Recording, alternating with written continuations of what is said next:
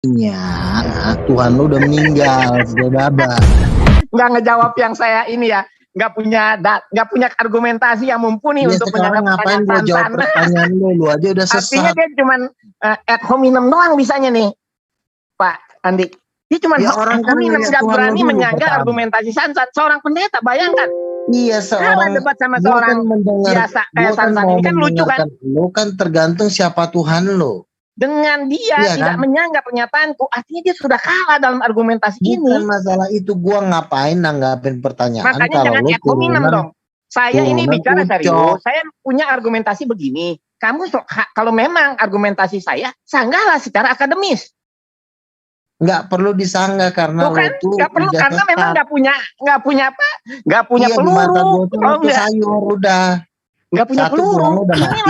Inilah level Si saya apa baba, si saya kecerdasan baba seorang aja. pendeta. Seperti ini kalian harus tahu. Ya memang begitu, Ya, karena Tuhan lo udah level mati. kecerdasan seorang akademisi yang bidang spiritual keagamaan ya kayak begini. Makanya kalian percuma kalau debat-debat agama sama level-level begini, percuma. Sama aja kalian debat sama orang awam, nggak ngerti apa-apa. Karena semuanya itu formalitas. Bukan sampai ke daging, itu cuma di kulit. Sekarang gue tanya, benar nggak Tuhan lo saya baba? Terlalu dalam, bro. Saya ini mau diskusi sama Anda, tapi Anda tuh nggak serius.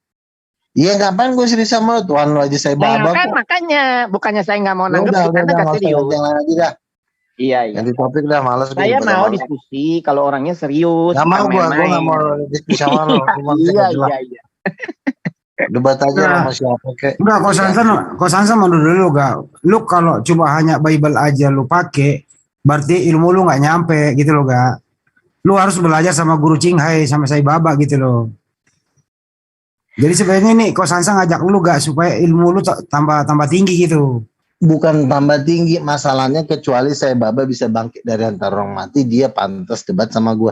Ini saya babanya udah mati, ngapain lagi gue debatin, bosnya aja udah mati. Iya, betul. Dia kan ngomong berdasarkan kematian Tuhannya, itu sih saya baba. Kalau Tuhan lo aja mati, mending lo nggak usah ngomong. Lo ngomongnya bagus, tapi lebih bagus lagi kalau lo nggak ngomong. Ngomongan gue bagus katanya, berarti argumentasi gue cukup bagus lagi valid kalau ya. lo nggak ngomong. Kalau soal Tuhan yang kamu pikir nggak bisa bangkit lagi, itu kan interpretasi kamu. Karena orang normal itu cuma melihat apa yang tampak di mata. Mereka belajar spiritual, kerohanian, tapi melihatnya yang lahir, bukan yang rohani. Ini salahnya. Kalau nggak salah dulu kok Sansan pernah mengatakan Yesus itu apa dulu ya? Yesus itu apa dulu ya kok Sansannya? Yesus itu Tuhan. Terus nggak makan daging apa dulu? Nggak pernah makan daging. Iya. Ya Yesus itu vegetarian nggak? Menurut kok Sansan? Kalau seorang pendeta, calon pendeta itu didogma bahwa semua yang ada di Bible itu benar 100%. Udah didogma semacam itu, bro. Nggak boleh lagi ada keraguan, nggak boleh lagi ada sifat kritis. Nah, bagaimana pendidikan semacam ini bisa menuntun Anda pada kebenaran yang objektif? Nggak bisa, bro. Tidak ada jiwa peneliti, tau nggak? Seseorang yang benar-benar mencari Tuhan, mencari kebenaran, dia harus punya jiwa seorang peneliti. Harus meragukan segala sesuatu sebelum menerima sebagai kebenaran. Ini nggak ada. Semua tuh didogma, doktrin. Oh ini benar, ini begini yang benar semua. Ya mana bisa maju orang macam begini. Sekolah-sekolah teologi itu hakikatnya ya bukan mempintari orang, membodohi kita. Tapi nggak bisa begitu kok. Luga ini nggak perlu seperti itu karena Yesus datang langsung ke dia gitu loh. Ya iya, kalau kamu argumentasi, saya tuh kalau berargumentasi punya dalil, punya alasan logis yang melatar belakang. Sekarang gue tanya, si saya baba menurut lo tuh siapa? Sama seperti Yesus, penjelmaan Tuhan yang jadi manusia. Berarti si saya baba ini Tuhan? Tuhan yang jadi manusia. Jadi yang Tuhan itu sejatinya, bukan lahirnya, bukan fisiknya.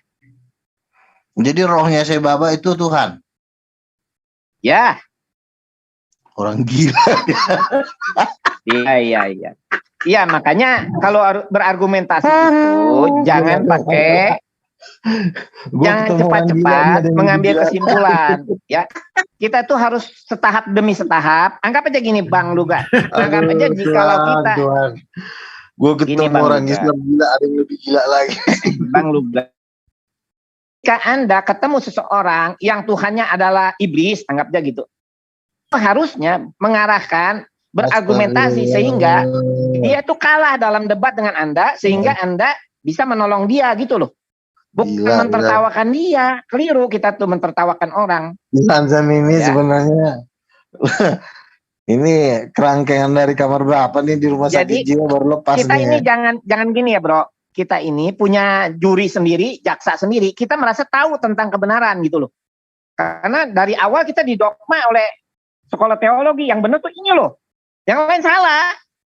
Non-Kristen itu salah, masuk neraka semua. Yang benar tuh ini. Udah didogma seperti itu bro. Jadi Anda di dalam kepala Anda udah nggak berpikir lagi. Kenapa saya Baba tidak bisa bangkit dari antara orang mati? Siapa bilang nggak bangkit? Menurut saya udah bangkit kan, udah lahir lagi. Nah, gini ya, pelan-pelan makanya kita mengambil kesimpulan ya. Buktinya mana saya Baba bangkit? Iya, itu kan kepercayaan bro. Ya susah mau bro. ngedongeng gitu, mau ngedongeng. Iya, jadi gini bro. Sebetulnya tidak ada satupun orang yang tidak akan bangkit. Kamu aja mati akan bangkit. Jangankan saya Baba gitu ya. Repotnya Anda nggak punya. Maksud saya bangkainya saya Baba bisa bangkit nggak dari kuburan? Oh, itulah saya bilang. Yang bangkit itu bukan daging, bukan tubuh lahir. Saya Baba dibakar. Saya Baba dibakar ya. Kosansannya. Bentar dulu. Kosansan, saya Baba dibakar ya. Terima kasih dia. Mungkin dibakar. Mungkin dibakar nggak? Tuhan dibakar gila lah. Masa Tuhanmu masa berak? Yang wajar orang dia bilang Tuhan dibakar. Masa Tuhanmu berak? Masa Tuhanmu nyusu?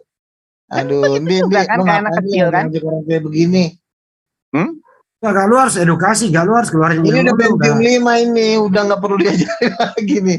Enggak, lu harus keluarin aja kalau masa Tuhan dibakar, ya masa Tuhan kamu disalib, masa ini Tuhan kamu menjerit, cocoknya langsung makanya kurang dewasa.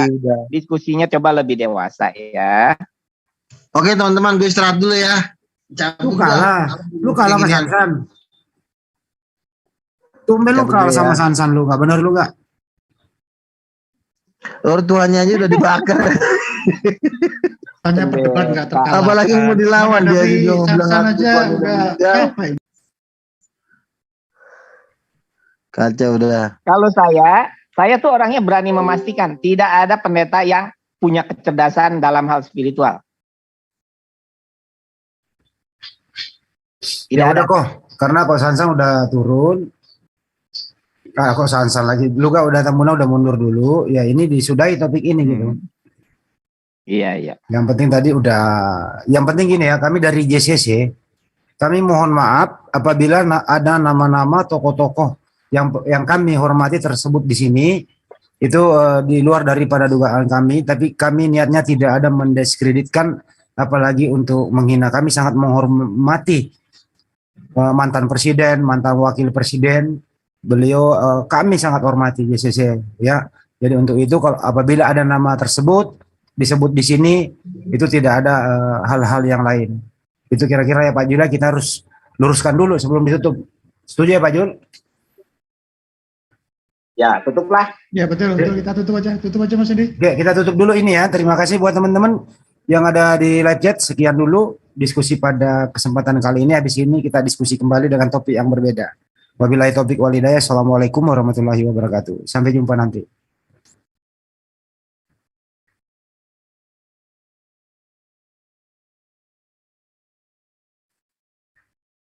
Oke, tutup. Wabillahi taufiq wal hidayah. Aduh, coba oke lah biar Wabillahi taufiq wal hidayah. Tadi dengar nggak? Tuh. Saya berargumentasi sama pendeta Luga. Dia nggak menyanggah loh. Dia bahkan bilang kata-kata saya indah, kan semacam gitu kan. Artinya benar, dia membenarkan. Tadi lupa saya. Kok Sansa percaya nggak gue bisa hipnotis orang? Lewat Zoom. Tunggu ya. Alberto, open cam. Alberto, open cam. Alberto, open cam. Mana Alberto? Alberto, buka kamera. Ya, sebentar ya. Sekarang fokuskan ke Alberto. Mana sih? Gimana kok nggak bisa difokuskan ya? Tunggu ya. Tus. Fokuskan ke Alberto semua kamera Anda. Mana dia? Bentar ya. Ah, ke-mute lagi. Ke-mute. Buka dulu Alberto, buka. Anda sering bau tidak sedap? Oke. Ya. Nggak, belum lebar saya kok nggak bisa digedein ya. Tunggu ya. Nah ini nih. Mana Alberto nih? Wah, tunggu. Ya, Tunggu. Saya dipin dulu. Nggak mau dipin. ya dipin. Bentar. Nah ini aja. Fokus. Pindahin. Ya enggak, gue mau notice dia. Kok Sansan perhatiin. Ini tanpa rekayasa lo ya. Tanpa rekayasa. Alberto. Aduh, Ya. Alberto, dengarkan suara saya. Dengar, tarik napas. Buang napas. Buang napas lagi. Tarik napas. Tarik dalam-dalam. Saya akan memberi rileks. Hidup lebih nyaman dari yang dulu. Sekarang Anda lebih nyaman. Anda sekarang berada di surga. Ingat, Anda berada di surga. Nanti ceritakan surga seperti apa. Lebih dalam. Tidur. Tidur beneran dia, Pak. Tidur kan? Percaya kok, Sansan? Iya benar-benar. Percaya? Iya benar. Mantap sekali ilmunya ini abang Queen. Gitulah yang namanya ilmu. Lalu nongol ya Bang Zuma, eng.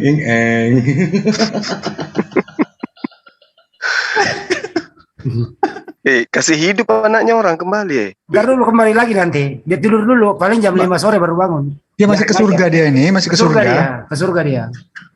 Oh, mati mija. Nah, anak pelas.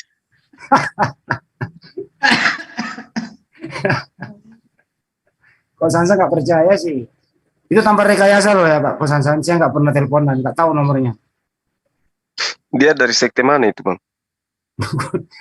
Nggak tahu si Alberto anak mana. Saya juga nggak paham, baru kenal kok. Siapa lagi Kristen yang mau maju nih? Saya bawa ke neraka. Aku ada yang mau saya hipnotis. Saya bawa ke neraka. Ayo, maju. Itu namanya ilmu kok Sansan. Kenapa tadi tidak diperhatikan pada saat ada luga? Iya, Padahal- lupa saya ya. Lupa saya. Next lah. Alberto coba dikasih bangun. Tunggu ya. Dia akan balik kok nanti. Yang paling lama jam 5. Enak tidurnya di surga dia, gimana mau bangun? Iya. Mantap juga. Wah, ini ada Ferry Suwawa. Silakan di ini dia masuk nih dia. Banyak Pak. Ini si Ferry Suwawa mau masuk. Aduh. Gue telepon aja dulu.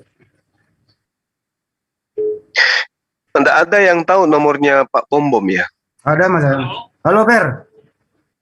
Oh, Ya udah masuk, tanya sama Bang Juma. Ada mau tanya apa saja boleh. wah, saya lagi kerja. Oh. Malam saja. Oh, nanti malam. Lagi kerja. Ya, Jam berapa? ya kira-kira jam 9 lah. Jam 9 Indonesia Tengah ya. Indonesia Jam pinggir. Ya, Ya, jam 9 Manado sama Makassar. Jam 8 Jakarta. Oke, Ya. ditunggu ya. oke, Oke. bro. Oke, ya. Ya, Coba Pak Bom dihubungi. Mau tidak dia masuk? Enggak mau dia suruh aku teleponnya. Tadi saya sudah hubungin tadi Bang Zuma, Hmm. nggak diangkat, nggak direspon, saya chat juga nggak direspon, Enggak mau dia. nggak mau dia. Tapi selalu keluar nantangin kita. Ya, Disuruh kita ke Zoom-nya siapa? Rudy. Rudi, Sementara dia musuhan sama Rudy, lucu ya. gimana ceritanya? Entahlah. Dia musuhan sama Rudy.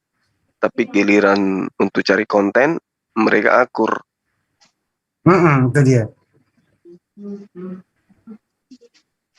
Tuanya itu drama, Bang. Data konten itu.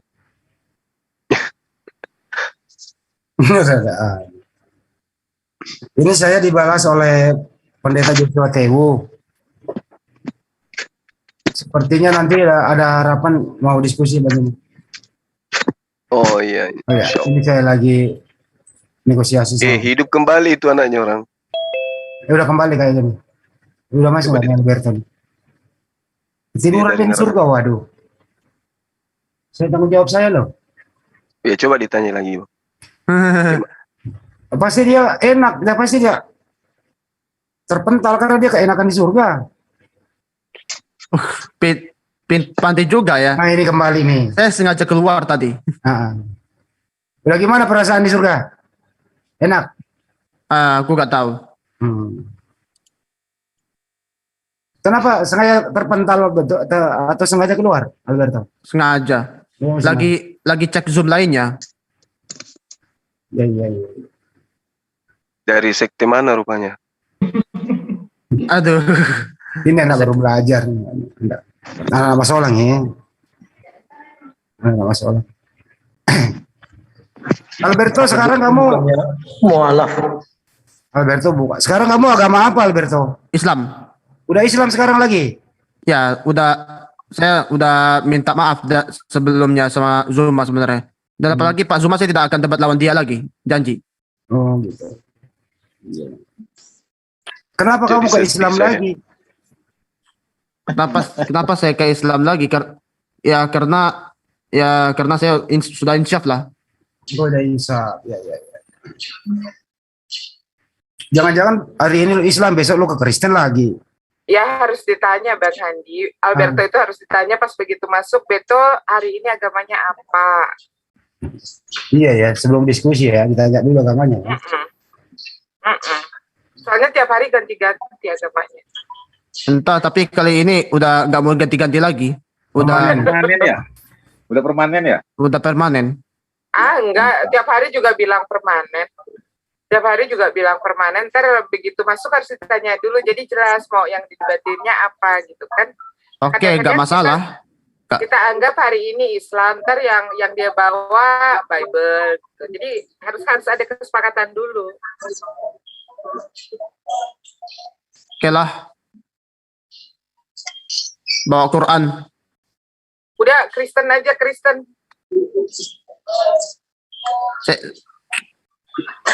Jangan lah. Saya udah. Selagi dia tidak menyesuaikan dengan foto profil, tidak bisa. Saya udah janji loh kepada banyak orang, sama apologi Kristen aja saya janji bahwa saya itu akan jadi Islam yang setia. Ada juga Kristen yang berteman dengan Islam. Saya pun juga masih dianggap Muslim di hadapan Kristen. Ya, tapi kan gitu kalau masuk ke sini, kalau masuk misalkan ke Zoom kayak gitu, kadang-kadang nggak jelas agamanya apa, harus ditanya dulu. Saya debat bukan karena agama, saya debat karena lagi melatih aja, latih debat.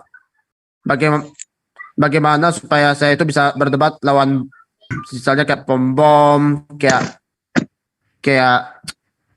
kenal bom nggak? Kenal sholat TBM doa apologit nggak?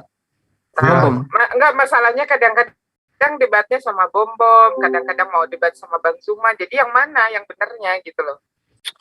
Enggak lah, saya udah minta maaf loh, saya udah maafkan dia. Saya udah maafkan Pak Zuma. Saya tidak punya alasan yang tepat untuk berdebat lawan Zuma sih. Saya cuma kalau saya pernah debat, saya itu cuma latihan aja, cuma mau tahu bagaimana rasanya kalau sekali ya lantaran saya nggak ada ambil pelajaran dari perdebatan saya lawan Zuma. Saya nggak usah lagi debat lawan Zuma. Saya udah nggak usah debat. Saya udah menyerah. Saya udah turun. Kalau sama Sai Baba gimana? Sama Sai Baba, aku aja gak kenal dia. Bukan, itu kan ada Pak Sansan. Pak Sansan kan Sai Baba, pengikut Sai Baba. Kenapa, Bu? Ya itu, ini Alberto kan kadang-kadang nggak jelas, kadang-kadang jadi Muslim, kadang-kadang jadi Kristen debatnya, kadang-kadang mau debat sama Muslim, kadang-kadang mau debat sama Kristen. Nah, gimana kalau debat sama Kosansan? Kan Kosansan layan nih, saya Baba kan? Udah sering sih kita diskusi sama Alberto. Iya, sudah diskusi di Zoom Kristen, di Zoom CIA kan, sama Edo, sama Stephen Anggas tuh. Tapi udah lama CIA agak buka. Aku nggak tahu. Iya, saya juga pengen masuk ke Zoom-nya Kristen. Kemana ya? Punya nggak kamu, Alberto? Punya. Ada AFM, FIC. Tapi FIC apa ya? Sudah diganti itu. Sudah diganti apa tuh nomornya itu sudah diganti. Iya. FIC sebenarnya ya sudah diganti FIC. Kali lalu saya masuk nggak bisa. Ya? Kalau ada Zoom yang Kristen minta dong. Oh ya, nanti saya kirim ke kosan saya. Nomornya masih tetap kan? Masih. Oh iya. Sebenarnya pas ini ada Bang Suma. Saya mau flashback kembali itu Yosua 24, 27 mungkin lalu ya. Ya mantap bunyi ayatnya tuh. Bumi bersaksi. Bumi memberikan kesaksian. Bumi berarti itu Yosua.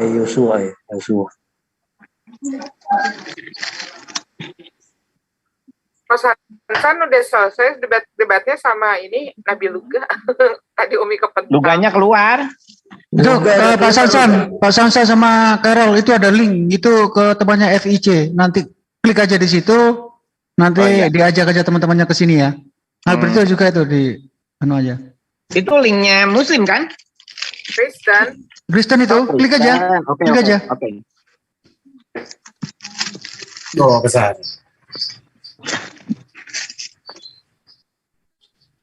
Zoom. Oh, itu MDM ya? Enggak. Ini Zoom ini coba saya cek. Ini mirip apa ini Zoom? Oh, Zoom ini juga ini sebenarnya. Itu link Zoom ini nomornya sama. Iya, ini Zoom ZCC ini. Betul, kita kan ada di ZCC juga. Salah kirim. Nah, iya, minta Zoom FIC. FIC sudah diganti FIC. Mau aja dikerjain Pak Julfikar. Saya tidak tekan. Padahal saya lagi live. Lagi live dia. Judul videonya adalah siapa yang mau debat lawan Zulkifli Abbas. Mantap. Bukannya siapa yang mau debat sama kamu, malah empanin ini Bang Zuma. Enggak apa-apa, bagus ini anak biarin. Suka-suka yang punya channel lah. Ya biar gampang carinya, biar netizen bisa cari. Iya. Yang punya channel juga kadang-kadang Islam, kadang-kadang Kristen, kan suka-suka aja gitu. Tapi saya udah gak suka-suka lagi, saya sudah permanen Islamnya. Kalau sekali aja saya akan jawab Islam. Saya tidak akan debat lawan Muslim lagi, karena saya lebih baik belajar daripada debat. Saya aja akui. Kalau saya sama dua-duanya. Kecuali sama Sansan. Saya biasanya sama dua-duanya, kecuali sama Sansan. Coba saya telepon Rodrigo ya, barangkali bisa ini. Ya bisa. Oke, Rodrigo, saya harap dia datang. Kamu udah bisa syahadat? Oh ya, udah bisa syahadat. Coba ulang. Syahadatnya udah lama. Coba diulang, bisa nggak? Itu dia ulang masalah apa ini masalah jiwa ini. Asyhadu an la ilaha illallah wa asyhadu anna Muhammadar Rasulullah. Asyhadu an la ilaha illallah wa asyhadu anna Muhammadar Rasulullah. Kalau menurut kamu Yesus itu siapa? Menurut saya Yesus itu siapa? Menurut saya Yesus itu hamba, nabi. Bukan Tuhan. Bukan. Alasannya? Alasannya karena dia menyuruh menyembah Tuhan yang benar, menyuruh menyembah Tuhan yang esa, yang menyuruh menyembah Allah, Ya.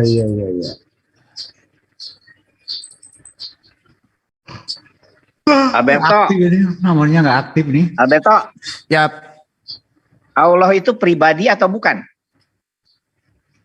ya pribadi. Pribadi ya. Kamu tahu nggak kalau pribadi berarti pribadi di luar dia bukanlah dia. Betul? Memang pribadi. Kalau Allah itu pribadi, berarti pribadi lain selain dia bukanlah dia. Betul? Betul. Kalau ada yang bukan dia, berarti dia tak terbatas. Betul? Memang batas. Sejak kapan Ya, Tuhan gini terbatas? ya. Jika ada pribadi selain Allah, berarti dia terbatas. Betul?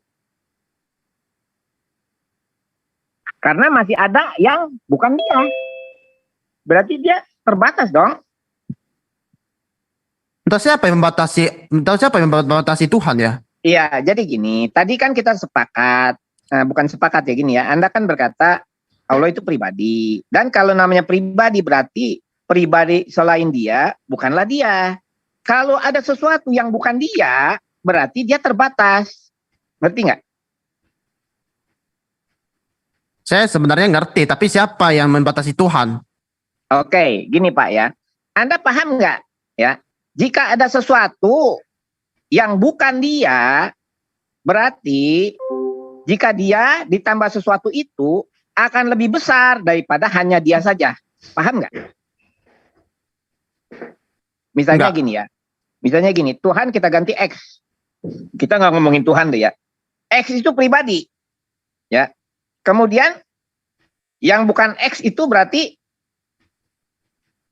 ya yang bukan X berarti ada yang lain gitu ya. Nah, kalau namanya X pribadi, berarti si X ini nggak mungkin tanpa batas. Kenapa? Karena masih ada pribadi di luar dia. Nangkap nggak maksud saya? X hanya bisa terbatas jika tidak ada yang lain selain dia. Tapi apa buktinya terbatas? Memang siapa yang membatasi? Open cam Alberto open cam.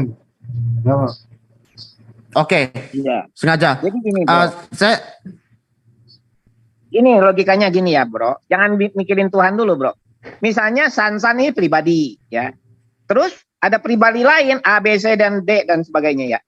Karena ada pribadi lain, maka Sansan tidak mungkin tanpa batas. Sansan pasti terbatas. Kenapa Sansan pasti terbatas? Karena ada pribadi lain selain Sansan.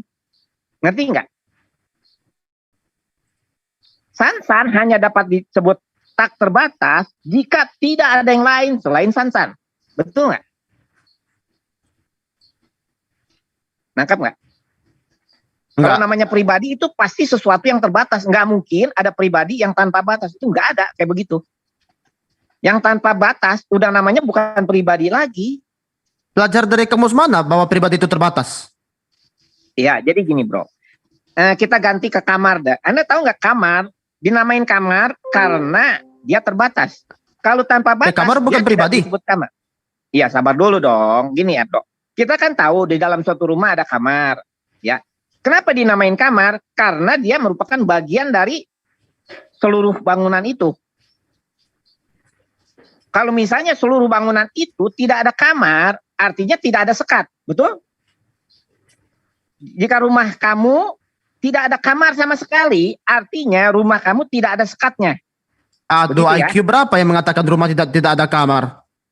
Lah kan jika, saya katakan jika, namanya kamar berarti sedang dibatasi.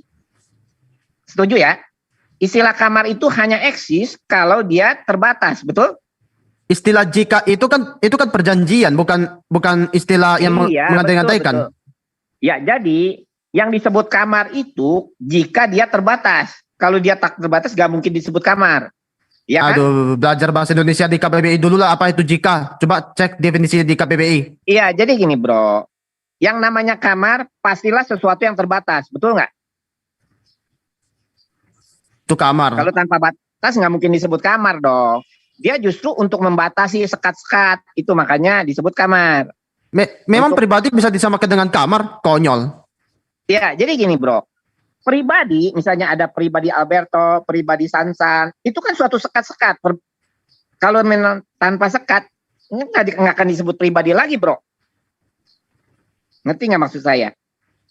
Adanya pribadi itu karena ada pribadi yang lain. Nangkep nggak, bro?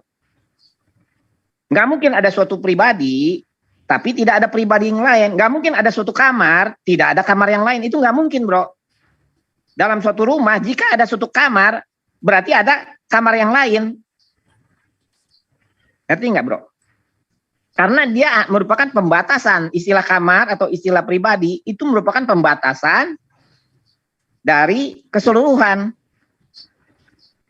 Artinya namanya pribadi itu pasti sesuatu yang terbatas. Sama seperti kamar, itu pasti sesuatu yang terbatas.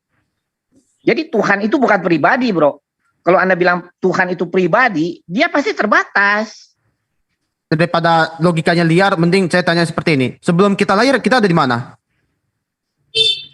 Kalau soal kelahiran, kan bisa reinkarnasi. Bisa aja kamu di Amerika, kita nggak bisa memastikan itu, bro. Ya. Susah lah kita membicarakan hal yang nggak bisa dibuktikan, ya.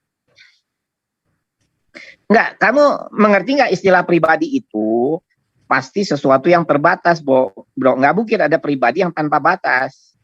Sesuatu yang tanpa batas itu nggak disebut pribadi. Ya, rumah yang tidak ada sekatnya nggak disebut kamar, bro. Ya, rumah yang lowong begitu ya. Kalau rumah kamu lowong nggak ada sekat sama sekali, nggak akan disebut kamar, betul nggak? Karena memang nggak ada sekat. Begitu pula ketika Tuhan tidak lagi terbatas, dia nggak disebut pribadi lagi. Gua bedakan antara pribadi Tuhan dengan pribadi kita. Pribadi kita ini bisa mati, sementara pribadi Tuhan tidak bisa mati. Iya. Jadi kata pribadi di sini tidak lagi dinilai dari aspek lainnya. Kita batasi dulu aspek pribadi ini dalam ranah sesuatu yang terbatas, bro.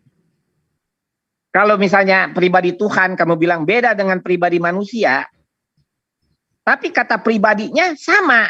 Artinya walaupun Anda bilang beda, tapi ada kesamaan. Gitu ya. Yang sama apanya? Pertanyaanku gitu. Ya, jika kamu menganggap pribadi Tuhan beda sama pribadi manusia, harusnya kamu jangan lagi menggunakan kata pribadi.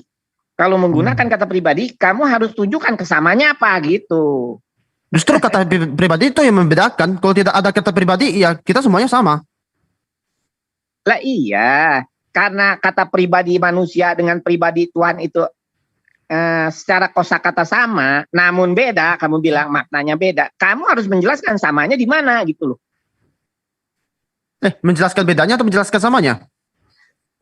Kata pribadi itu kan sama antara Tuhan dengan manusia. Katanya lo ya, kalau katanya sama, pasti ada sesuatu yang sama, betul nggak? Kalau Tuhan punya sifat dan manusia punya sifat, misalnya. Pribadi itu cuma istilah, itu kan cuma sebutan. Saya tahu pribadi kan sebutan. Jika kata pribadi ini benar untuk dikenakan pada Tuhan, artinya pasti ada suatu kesamaan. Nggak mungkin nggak ada sama sekali kesamaan. Kalau misalnya tidak ada sama sekali kesamaan, jangan lagi menggunakan istilah pribadi. Benar nggak? Kan jadinya rancu dong kamu menggunakan. Coba analoginya seperti apa? Biar netizen ngerti di sini. Iya gini, bro. Kalau memang kamu tidak sepakat bahwa Tuhan itu disebut pribadinya sama dengan manusia, pertanyaannya gini, kata pribadi itu jangan lagi digunakan pada Tuhan. Kalau kamu bilang sepenuhnya salah, nggak ada kesamaan sama sekali dengan pribadi manusia gitu, jangan lagi menggunakan kata pribadi untuk Tuhan gitu. Katakan saja dia non pribadi, lebih baik begitu. Ya, contohnya gini. Jika Tuhan Maha Pengasih, lalu kamu bilang, oh kasih Tuhan beda dengan kasih manusia. Tapi tentu ada kesamaan, karena namanya kasih tetap punya kesamaan gitu ya. Anggap aja dia Maha Pengasih.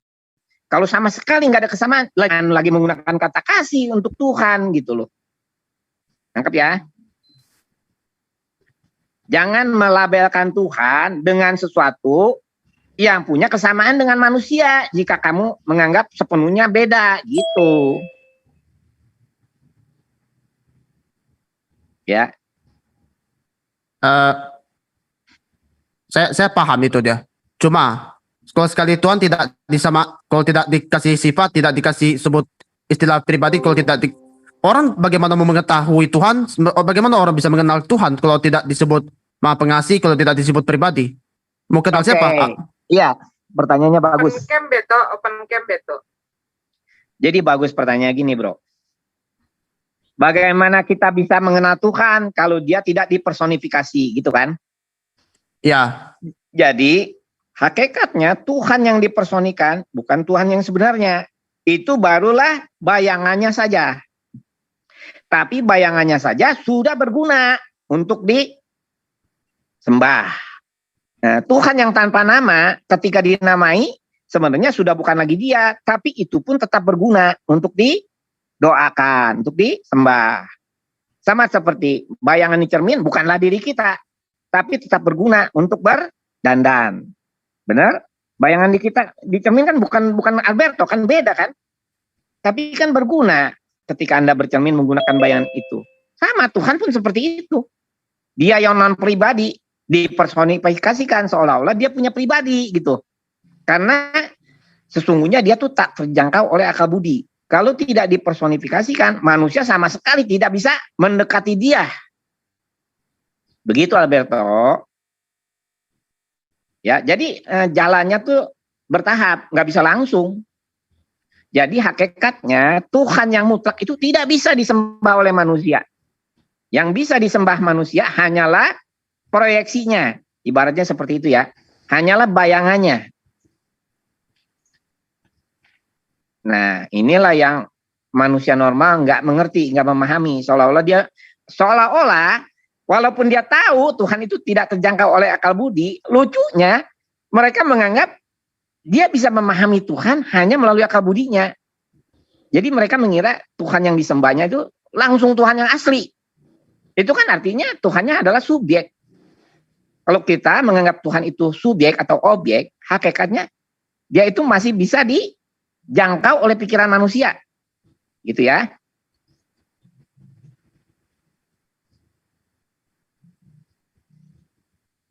Memang. Jadi gini bro, sesuatu yang maha besar itu pasti bukan objek pikiran manusia. Jika dia masih objek pikiran manusia, dia tidak maha besar. Dia masih bisa dijangkau oleh otak manusia, oleh pikiran kita. Tidak maha besar bro, sesuatu yang maha besar itu bila dia benar-benar di luar jangkauan pikiran manusia.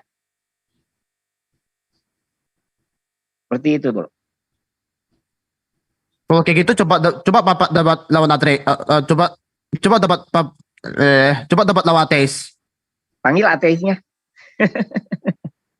Mana Karena ateis? Karena orang ateis tidak sanggup memahami itu siapa itu Tuhan. Iya, panggil ateisnya dong. Tuh, kalau nggak ada ateisnya percuma dong. Kamu aja jadi ateis dong. Atau gak jadi. Orang ateis itu kayak Einstein ya bro. Bukan berarti dia nggak percaya adanya Tuhan lo ya. Jangan salah lo. Einstein itu tidak percaya ada Tuhan yang berpribadi. Tapi dia percaya ada sang pencipta alam semesta. Makanya dia bilang Tuhan tidak bermain dadu. Ada penyebabnya. Nah penyebabnya itu para ilmuwan menganggapnya itu adalah pencipta alam semesta.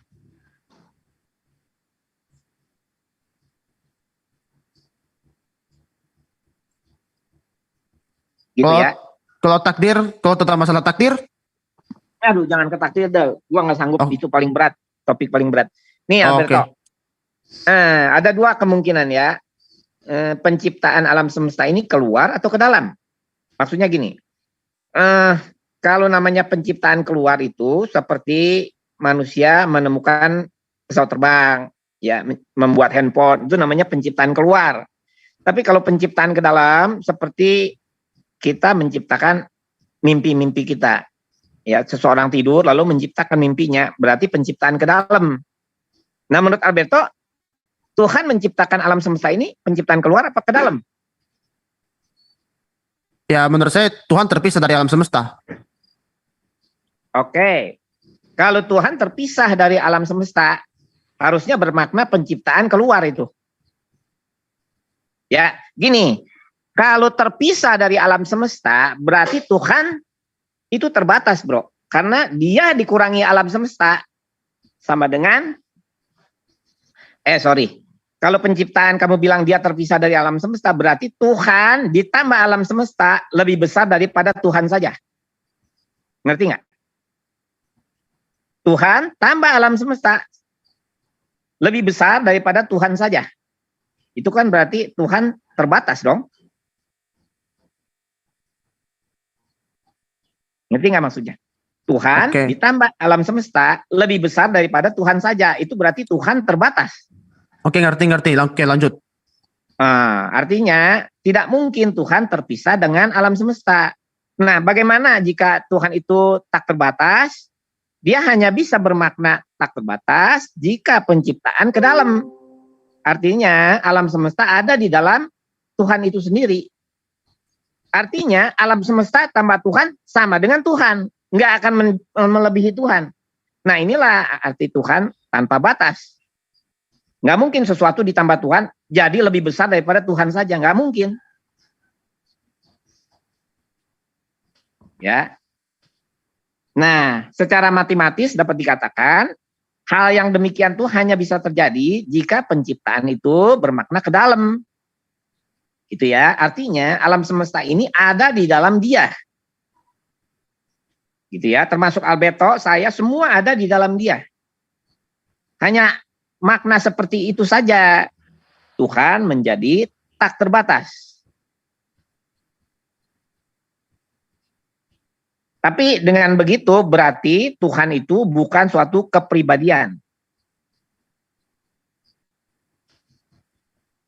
Ya. Tapi menurut saya Tuhan itu penyebab adanya pikiran. Pikiran manusia itu diatur Tuhan menurut saya. Ya, pikiran memang ciptaan Tuhan. Dan apalagi apakah pikiran juga bisa dan apalagi apakah Tuhan apa pikiran bisa disebut Tuhan kalau pikiran itu ciptaan? Bukan dong. Pikiran bukan Tuhan, ciptaan. Memang ciptaan. Nah, itu dia batasnya antara Tuhan dengan pikiran. Pikiran dan Tuhan itu memang terbatas. Memang ada batasnya antara Tuhan dan pikiran itu dibatasi. Iya. Jadi Anda setuju Tuhan itu bukan pribadi. Dia bukan suatu kepribadian. Di dalam buku Mahaguru dinyatakan Tuhan itu bukan suatu kepribadian. Oke, Alberto masih menganggap Allah itu pribadi ya? Iya, saya masih menganggap Allah itu pribadi. Oke, kalau Allah itu pribadi, ya, berarti Allah ditambah manusia lebih besar daripada Allah, betul? Enggak. Kenapa enggak? Karena tidak bisa dilihat, tidak bisa dipastikan mana yang paling besar. Iya. Tidak bisa. Ya, kalau Anda bilang Allah itu pribadi, ya sesuatu ditambah sesuatu yang bukan dia, berarti harusnya lebih besar daripada sebelum dijumlah dong.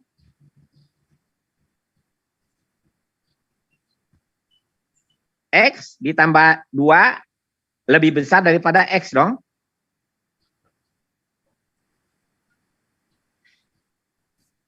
Karena kamu memaknai Allah itu pribadi. Kalau pribadi ditambah pribadi lainnya pasti lebih besar daripada pribadi awal. Karena kamu memaknai itu pribadi.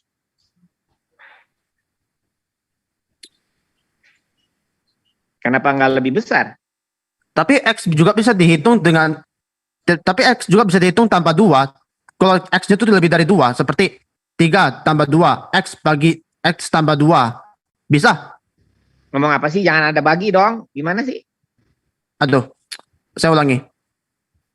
X tambah 2, kan X juga bisa ditambah dengan 2 kalau X itu lebih dari 2. Seperti 3 tambah 2, 4 tambah 2, 5 tambah 2. Iya, jadi gini. Berapapun X-nya, jika ditambah 5, tetap aja pasti lebih besar dibandingkan X. Betul? Oke, betul itu secara logika. Ya iya, Tuhan ditambah manusia pasti lebih besar daripada Tuhan saja. Kan gitu. Ini jika Tuhan itu pribadi lo ya. Karena kamu menganggap Tuhan itu pribadi. Saya bilang kalau namanya pribadi itu pasti terbatas. Sama seperti kamar. Kamar itu pasti terbatas. Tidak ada kamar yang tanpa batas. Jadi kata pribadi itu hanya bisa eksis jika dia itu terbatas. Sama keberadaan kamar, nggak mungkin ada kamar yang tanpa batas, bro. Rumah kamu kalau belum dibikin sekat-sekat, ya berarti belum ada kamar. Nah, belum dibikin sekat itu maknanya dia tanpa batas. Ya, ketika kamar kamu misalnya rumah kamu ukuran lapangan bola, dia belum disekat nih. Anggap aja masih ruangan kosong. Berarti tanah kamu itu belum ada kamarnya kan? Nah, dalam logika yang dibatasi sebagai rumah ini, berarti rumah ini ruangannya itu tanpa batas. Nggak ada sekatnya. Begitu pula Tuhan yang tanpa batas. Dia disebut tanpa batas karena dia bukan pribadi.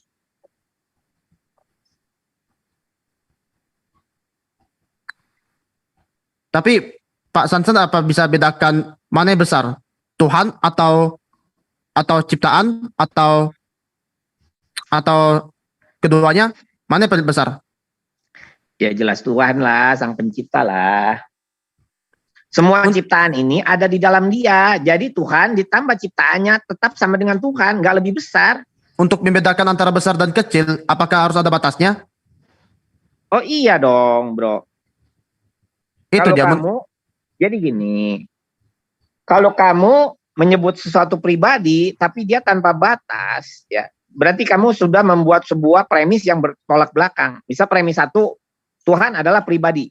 Premis 2, dia tak terbatas. Nah, kamu sudah membuat 2 premis yang bertentangan.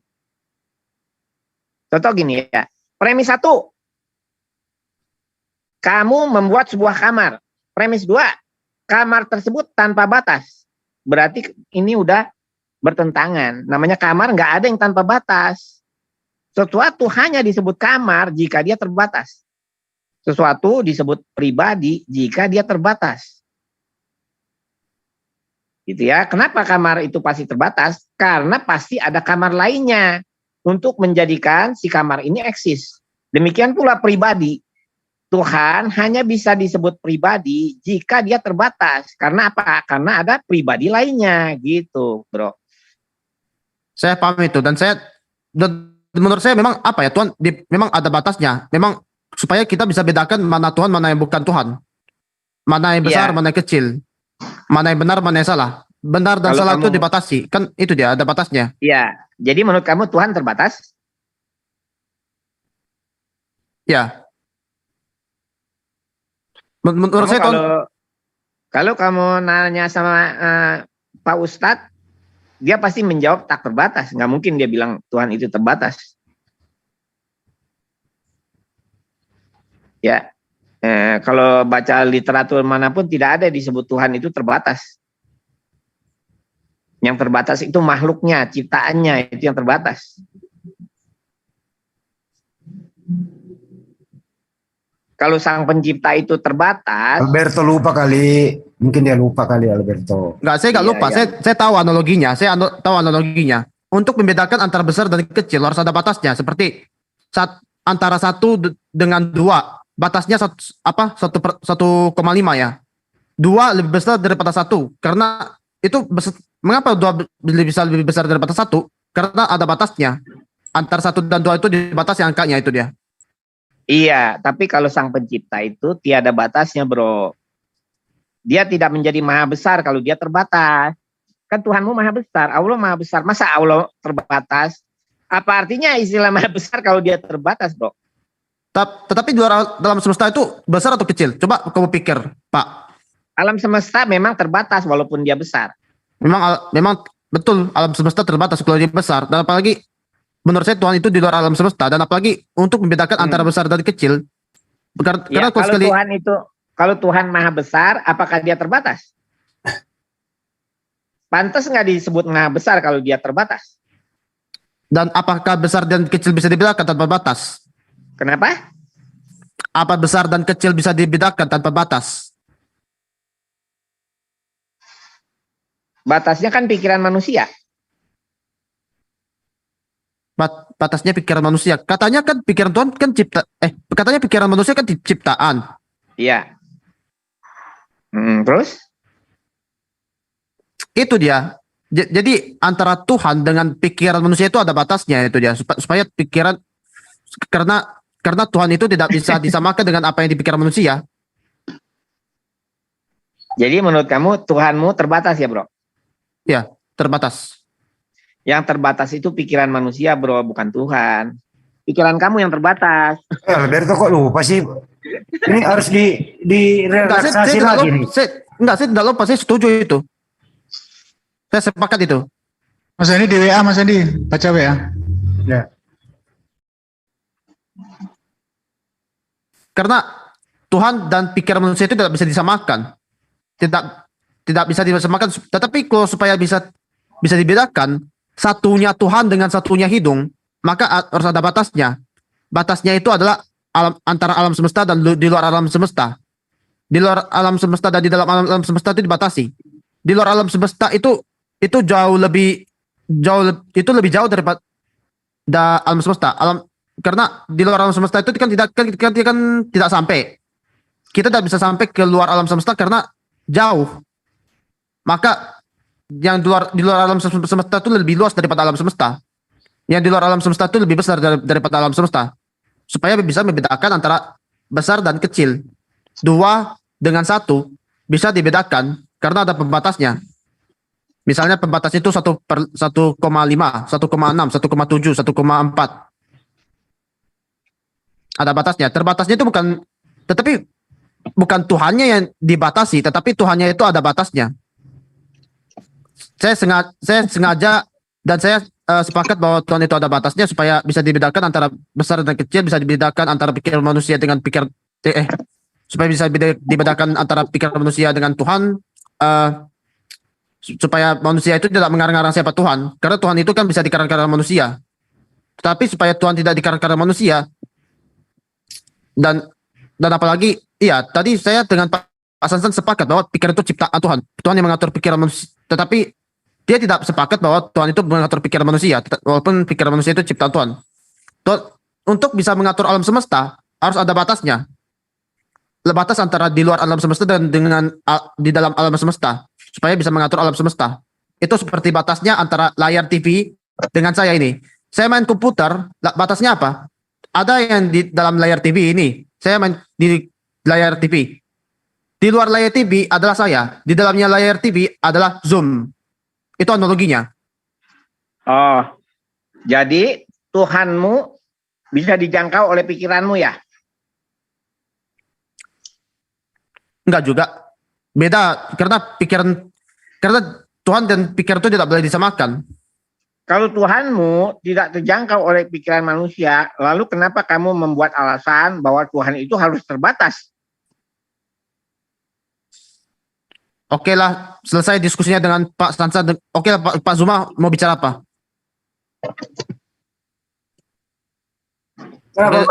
Kenapa Banyu? Iya, Banyu, silakan. Iya, jadi terima kasih ya Dinda Robert telah menggurui Pak Samsan, Anda luar biasa ya. Pak Samsan aja yang pemikirannya dan ilmunya tidak sampai ke sana. Oke teman-teman sekalian, sahabat muslim dimanapun berada, Assalamualaikum warahmatullahi wabarakatuh. Jadi sore hari ini ya kita sedang asik-asiknya kemudian menyaksikan Saudara Alberto mengajari Pak Samsan untuk mengenal pencipta langit dan bumi. Karena Pak Samsan ini orang bingung dia ini, orang yang menuhankan akal pikirannya. Jadi gini Pak Samsan, kalau Anda berbicara mengenai pencipta, apakah terbatas ataupun tidak, ya Anda harus melihat dulu yang Anda maksud terbatas itu karena keterbatasan akal pikiran Anda, atau yang Anda maksud terbatas itu adalah hakikat daripada Tuhan itu sendiri. Karena hakikat Tuhan itu tidak bisa kemudian dikatakan terbatas dalam arti kata kekuasaan. Tapi kalau kelemahan jelas Tuhan itu memiliki sifat mustahil. Nah, makanya dikatakan di dalam agama kami, agama Islam, bahwasanya Allah itu ya tidak memiliki kemudian hal yang bisa dikatakan pada dirinya ada identitas makhluk. Gitu Pak. Jadi hanya ada dua, pencipta dan ciptaan. Kalau Anda mengatakan pencipta dan ciptaan itu adalah satu, kemudian kalau dipisahkan maka pencipta ini menjadi kecil, nah itu akal-akalan Bapak. Karena kelemahan Bapak tidak bisa mengetahui dan memahami pencipta alam semesta. Anda hanya kemudian mengikuti ilusi yang ada di dalam benak Bapak supaya orang itu kemudian Anda ngajak untuk mengikuti ajaran yang Anda imani. Al-Quran mengatakan begini. Bismillahirrahmanirrahim. Allahul ladzi khalaqakum min du'fin thumma ja'ala min ba'di du'fin quwwah thumma ja'ala min ba'di quwwah du'fan wa syaibah. Lalu dikatakan yakhluqu ma yasha wa huwal alimul qadir. Allah dialah yang menciptakan kamu dari keadaan lemah. Kemudian dialah juga yang menjadikan kamu setelah keadaan lemah itu menjadi kuat. Kemudian dia menjadikan kamu setelah itu lemah dan beruban. Dia menciptakan apa yang dikehendaki dan dia maha mengetahui lagi maha kuasa. Jadi kalau Anda kemudian menyatukan antara ciptaan, esensi yang lemah adalah bagian daripada sang pencipta, itu tidak salah pada poin itu. Kenapa? Karena tidak ada satupun di atas muka bumi ini ada dengan dirinya sendiri, melainkan karena ada unsur sang pencipta. Dialah yang menciptakan. Yakhluqu ma yasha. Dialah yang menciptakan apa yang dia kehendaki. Sama seperti ketika Anda mengatakan Anda adalah pribadi. Tapi kemudian Anda tidak bisa dikatakan sebagai pribadi kalau Anda tidak bersatu dengan nasi yang Anda makan. Anda tidak dikatakan besar kalau Anda tidak menyatu dengan rumah yang Anda punya. Itu keliruan yang sangat luar biasa jika analogi itu dinisbahkan kepada pencipta langit dan bumi. Tuhan itu berdiri sendiri, Pak. Dia adalah hakikat yang tidak tergantung kepada siapapun. Tadinya dia sendiri. Dan memang selamanya dia sendiri. Tidak ada Tuhan-Tuhanan lain yang kemudian menyertai dia. Apalagi Tuhan dalam bentukan manusia, dalam bentukan roh dan seterusnya, itu nggak ada. Dia berdiri sendiri.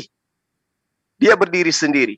Tidak ada kemudian data di dalam pemahaman orang-orang yang benar yang mengatakan bahwasanya Tuhan itu maha kecil kalau tidak digabung dengan ciptaannya sendiri. Nah, ini pemahaman yang sangat-sangat menyesatkan. Al-Quran menerangkan sangat jelas bahwasanya Allah Subhanahu wa taala, pencipta langit dan bumi itu tidak tergantung kepada makhluknya, bahwa dia maha besar bukan karena ada makhluk yang mendampingi dirinya. Ya. Wa anatil wujuhu li hayyil qayyum wa qad khaba man hamalat zulmah. Dan tunduklah semua wajah merendah diri kepada Tuhan yang hidup kekal, lagi senantiasa mengurus makhluknya. Dan sesungguhnya telah merugilah orang yang melakukan kezaliman. Siapa orang yang zalim ini, Pak? Orang zalim ini yang seperti yang Anda cerminkan terhadap diri Anda tadi. Tuhan itu kecil. Nanti dikatakan besar kalau dia disatukan dengan makhluknya. Beda antara Tuhan yang maha besar dengan makhluk yang keberadaannya kemudian saya nggak bilang begitu, Pak. Dikarenakan karena ada sumber, yaitu pencipta. Gini, gitu saya loh, Pak. klarifikasi dulu, Pak. Jadi Alberto tadi bilang Tuhan itu pribadi. Lalu saya bilang, jika Tuhan itu pribadi, maka jika ditambah dengan manusia, pasti lebih besar daripada Tuhan saja. Jika lu ya, perhatikan, jika Tuhan itu pribadi, maka jika Tuhan ditambah manusia, pasti lebih besar daripada Tuhan saja. Saya tidak sepakat bahwa Tuhan itu pribadi. Jangan alasannya? Karena namanya pribadi udah pasti terbatas, Pak.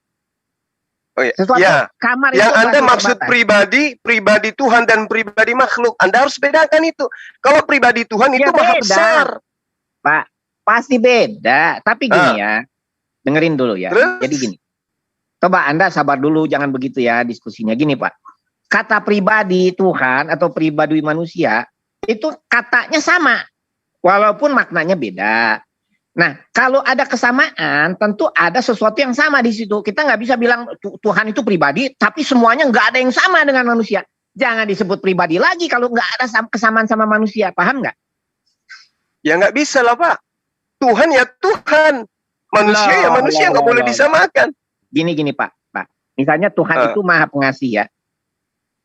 Manusia juga punya sifat pengasih. Tapi jikalau dia punya sifat maha pengasih, tentu punya sesuatu kesamaan. Katakan aja satu tetes dengan kasih manusia. Jika tidak ada kesamaan sama sekali dengan kasih manusia, jangan disebut dia maha pengasih lagi. Ngerti nggak maksud saya? Jangan membuat sebuah label. Ya, Anda harus bedakan antara Tuhan dengan manusia. Bedakan itu dulu. Iya, bro. Saya paham kemana arahnya gini, bro ya. Nah, sekarang jangan Tuhan itu bisa nggak dia? Tuhan itu bisa nggak berdiri sendiri? Nggak bisa. Kenapa? Jika dia berdiri sendiri, berarti dia terbatas. Berarti dia harus ada yang menopang. Bukan. Saya nggak bilang begitu. Gini ya, jadi, kata berdiri sini ini, tunggu dulu, kita harus klarifikasi dulu. Kata berdiri di sini ini tidak bisa dimaknai dia itu sesuatu yang berwujud atau berkepribadian. Iya, karena, betul. Makanya aku bilang, apakah Tuhan itu bisa sendiri, tidak ada yang lain, bisa nggak? Justru yang ada hanyalah Tuhan, yang lain tidak ada. Nah, memang betul. Nah, justru gitu Pak. Jika hanya ada dia dan yang lain tidak ada, maka berarti dia bukan pribadi. Kalau dia pribadi, berarti yang lain pun ada. Ngerti nah itu dia. Sekarang kondisinya dia adalah pribadi Pak. Karena yang lain sudah ada. Tadinya dia berdiri sendiri, bukan pribadi. Siapa yang bisa menghitungnya? Siapa yang bisa mengenalinya? Sementara yang mau mengenalinya tidak ada, hanya dia sendiri. Jangan panjang-panjang Pak, pelan-pelan gini Pak ya. Eksistensi pribadi menurut saya itu sama dengan eksistensi kamar. Kamar tidak mungkin ada jika tidak ada kamar yang lain. Pribadi juga tidak mungkin bisa eksis jika tidak ada pribadi yang lain, betul? Nah inilah makanya saya katakan, sekarang ini dia menjadi hakikat yang berdiri sendiri. Kenapa? Karena sudah ada makhluk yang mengenal dirinya. Tadinya nggak ada makhluk yang mengenal dirinya, nggak ada, karena memang dia sendiri. Ya pelan-pelan Bro. Ya jadi gini, pelan-pelan ya. Jadi, sepakat atau tidak pernyataan saya, jika Tuhan ada pribadi, itu berarti pasti ada pribadi selain dia. Sepakat nggak di sini? Oke. Ya. Oke, kalau ada pribadi selain dia, artinya jika dia ditambah manusia, pasti lebih besar daripada dia saja. Loh, justru karena adanya pribadi-pribadi ini wujud dari kemahabesarannya. Karena dengan adanya kemahabesarannya dia menciptakan pribadi-pribadi baru yang merupakan makhluk. Kelirunya Anda, karena Anda ingin menambahkan antara Tuhan dengan makhluk. Bro. Jangan panjang-panjang. Karena Tuhan Anda kayaknya makhluk kalau nggak salah. Pribadi manusia ada. Sebentar dong Bro, jangan gitu, pelan-pelan dong. Iya pelan-pelan. Jika keberadaan pelan-pelan. Iya, jangan dipotong lah kalau saya ngomong. Jika keberadaan pribadi manusia itu merupakan tanda kebesaran dia, harusnya berarti dia bukan lagi pribadi. Kenapa rupanya Pak? Jadi dia berhenti menjadi Tuhan gitu, berhenti menjadi pencipta. Bukan. Karena ada pencipta lain gitu. Jangan terlalu cepat. Coba Anda jangan terlalu cepat Bro ya. Pelan-pelan kita, kalau terlalu cepat susah Bro. Enggak, masalahnya Anda terlalu lamban dalam berpikir. Analogi Anda itu analogi susah. Ya, analogi susah, yang masih anak ibtidaiyah gitu loh. Kalau Anda tidak mau ngikutin diskusi, ya udah kita berhenti aja. Bukan. Anda lucu kurasa. Tuhan itu adalah berdiri sendiri. Dia awal, dialah yang maha awal, dialah yang maha akhir. Tidak ada yang serupa dengan dia. Dialah yang maha. Yang lainnya kagak. Yang lainnya itu adalah umat pesalu lil hawadits. Itu yang lain. Terbatas. Sementara Allah tidak. Sangat mustahil kemudian bagi Tuhan ada sesuatu yang menyamai, menandingi Tuhan di dalam hal apapun. Itu yang perlu Anda paham. Nah, ketika kemudian Tuhan ingin dikenal, Tuhan menciptakan pribadi-pribadi berupa makhluk. Lalu kemudian Anda mengatakan, pribadi-pribadi ini ketika ditambahkan dengan Tuhan, maka dia makin besar. Itu dikarenakan konsep ketuhanan Anda adalah menuhankan terhadap makhluk. Sehingga Tuhan Anda itu harus menjadi makhluk, supaya dia menjadi besar. Tidak seperti itu, Pak. Kalau analogi, Ya, kalau ya. itu yang dengar sabar. Kalau itu yang Anda jadikan sebagai sandaran dalam bertuhan, maka analogi Anda itu saya katakan begini. Anda itu kecil. Agar supaya Anda besar, maka Anda harus ditambahkan dengan motor. Anda harus ditambahkan dengan beras 3 karung supaya Anda menjadi besar. Bukan itu yang Anda mau. Iya kan? Anda ingin besar supaya Anda disatukan dengan apa? Dengan tong, dengan Ya, gerobak, gini, Pak. supaya Anda Gini, dianggap Pak. besar. Bukan begitu? Coba jangan pelan-pelan lah Pak ngomongnya. Gini ya. Menurut Anda penciptaan itu berarti keluar ya, bukan ke dalam ya Pak ya? Penciptaan itu keluar. Iya. Tapi gini logikanya ya, kalau Sansan adalah Tuhan dan aku adalah Maha Besar. Ketika aku mengadakan penciptaan keluar, berarti aku membutuhkan ciptaanku tersebut. Karena tidak mungkin aku tidak membutuhkan sesuatu yang aku ciptakan. Itu penciptaan keluar, Pak. Lah memang kayak begitu. Oke. Tuhan menciptakan. Ya, Tuhan menciptakan. Pelan-pelan, Pak. Pelan-pelan. Loh, kok giliran saya yang bicara pelan-pelan, giliran Berarti Anda Bapak setuju ngomong. pernyataan saya, Pak ya? Saya tidak setuju. Di Alasannya luar apa? daripada dengar, di luar daripada pabrik itu bukan mesin. Paham ya? Ya. Di luar dari mesin itu bukan mesin. Di luar daripada pencipta itu bukan ciptaan. Dan ketika Tuhan itu menciptakan, dia cukup memerintahkan. Jadi, maka jadilah. Maka sesuatu yang baru itu bukan Tuhan itu sendiri, tapi hasil daripada instruksi sang pemilik. Ciptaan. Oke. Jadi gini Pak. Nah, terus Tadi saya bilang, jika Sansan adalah sang Maha Pencipta. pelan-pelan Pak, dan pelan-pelan. Saya menciptakan sesuatu, pasti saya punya motivasi. Artinya saya pasti punya kebutuhan akan ciptaan itu. Itu penciptaan keluar, Pak. Nah, itu Anda. Karena Anda makhluk.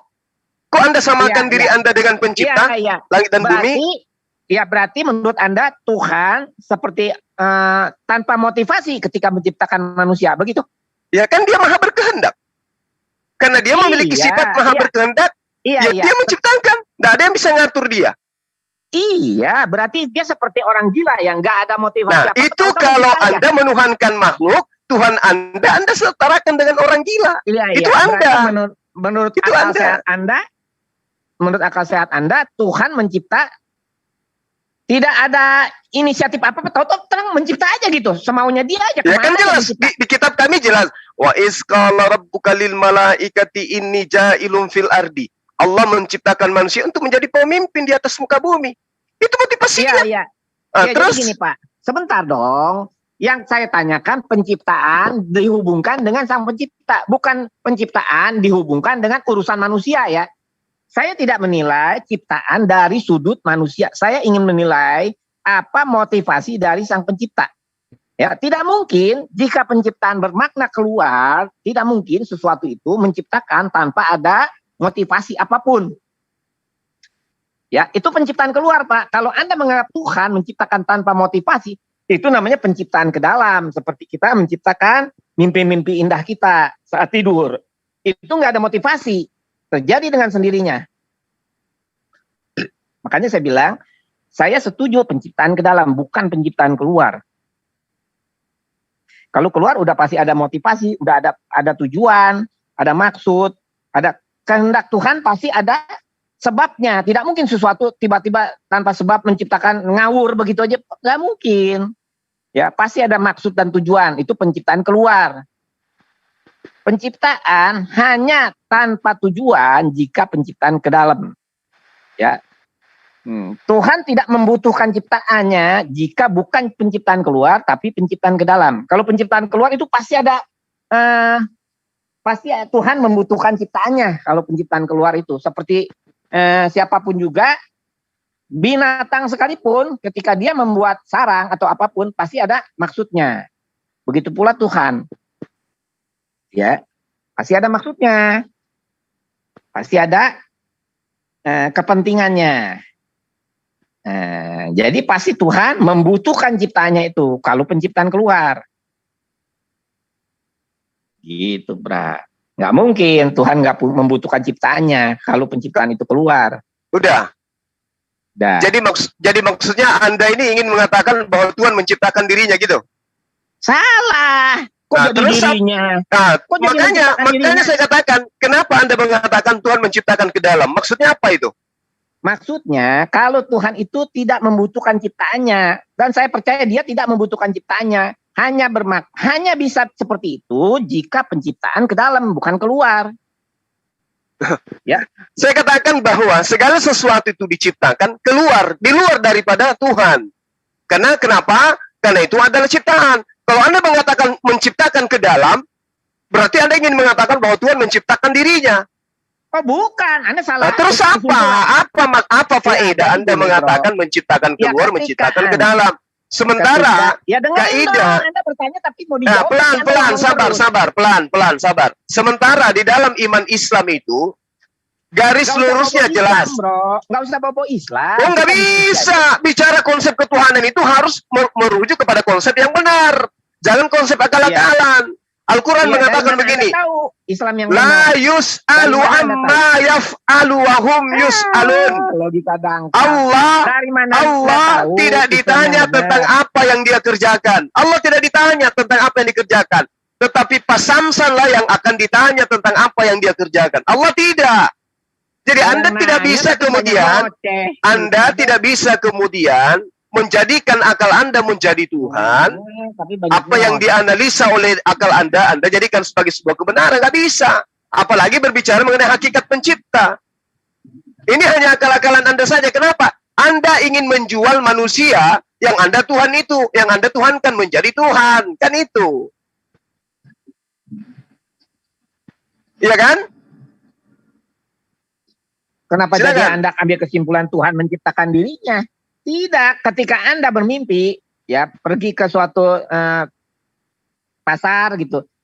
Apakah menciptakan pasar berarti Anda menciptakan diri Anda sendiri? Enggak dong. Berarti Anda menciptakan alam mimpi Anda, bukan menciptakan diri Anda. Kok jadi bagaimana sih logika Anda Tuhan menciptakan dirinya? Dirinya kan pencipta, masa diciptakan lagi? Logika apa sih? Ya terus apa yang Anda maksudkan dengan Allah mencipta ke dalam? Maksudnya? Makanya banyak mendengar, jangan banyak khotbah gitu loh. Ya, maksudnya apa? Coba Anda jelaskan. Seperti Anda bermimpi sholat, itu namanya penciptaan ke dalam. Maksudnya apa ini? Anda bermimpi pergi ke pasar, artinya Anda menciptakan alam mimpi Anda sendiri. Ya Tuhan seperti itu, Dia menciptakan alam semesta ini. Jadi sebetulnya Anda sedang lupa bahwa saat ini tuh Anda sedang menciptakan. Oh, jadi Anda ingin mengatakan bahwa saya ini adalah Tuhan gitu ya? Bukan. Anda hanya satu tetes dari Tuhan yang Maha Besar. Ya, ada satu tetes di dalam kesadaran Anda yang adalah Tuhan. Jadi Anda sama aja Anda mengatakan aku ini adalah Tuhan. Oh, bukan. Anda salah menyimpulkan. Terus apa dan? Anda kan mengatakan saya adalah mimpi. Salah, ya kan? Makanya dengerin. Makanya Anda banyak mendengar gini, Bro ya. Misalnya Anda bermimpi pergi ke masjid dan sholat. Apakah si avatar yang sholat itu sama dengan diri Anda yang diranya? Nah ini yang sedang Anda gambarkan. Ya, kesadarannya beda. Saya ini adalah mimpi Tuhan. Saya adalah Tuhan yang sedang bermimpi. Dan saya adalah satu dari mimpi itu. Iya kan? Gak usah malu-malu lah. Akui aja. Kan begitu Pak maksudnya. Benar nggak apa yang saya katakan?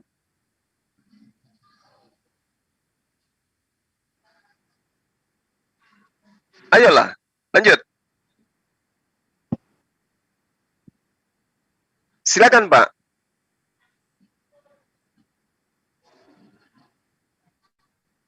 Pak Samsan.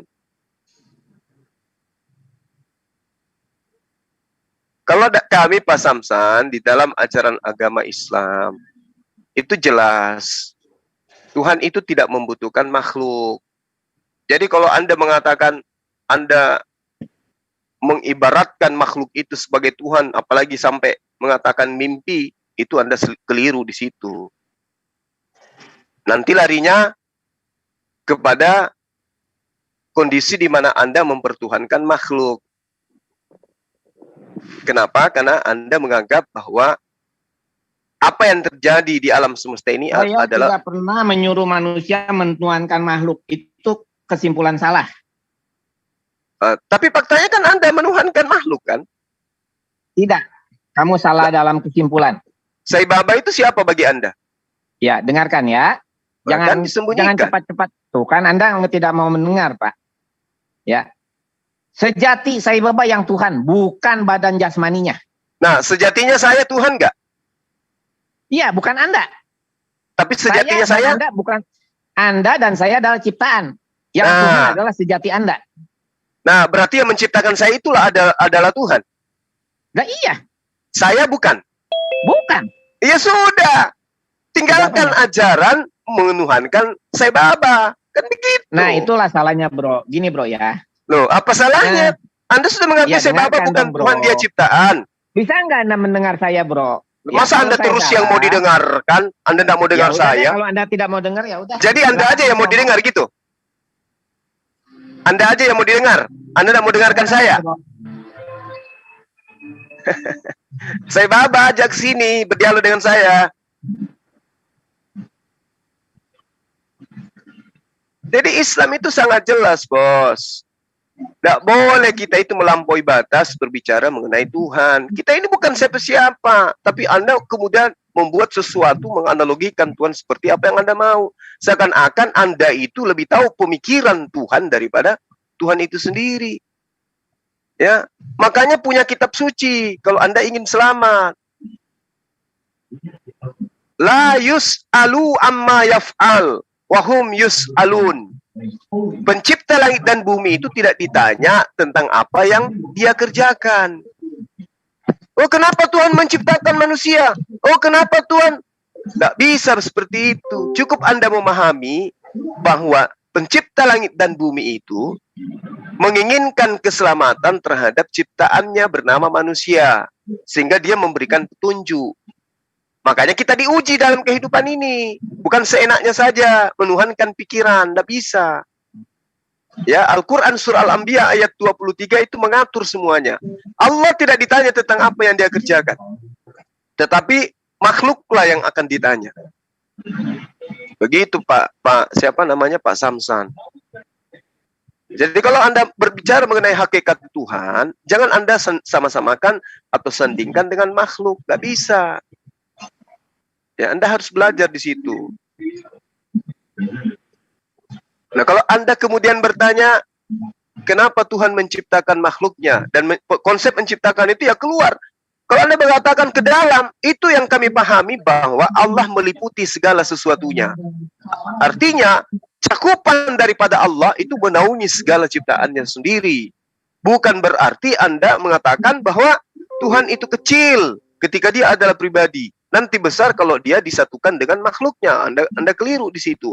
Yang benar adalah bukti kemahakuasaan Allah, dia mampu menciptakan alam semesta yang begitu besar, baik yang nyata yang kita lihat maupun yang tidak nyata. Anda tidak bisa melihat Neptunus dan seterusnya. Anda nggak bisa melihat Pluto dan seterusnya. Tapi itu ada. Betapa besarnya Allah pencipta kita itu. Nah, Anda mengatakan, oh dia kecil kalau dia adalah hakikat yang berdiri sendiri. Dia harus digabungkan dengan makhluknya supaya dianggap besar. Oh, ini ajaran tuyul ini, tukang tahayul. Ya, saya kira begitu ya, Pak Samsan. Belajar lagi, Pak. Silakan yang lain.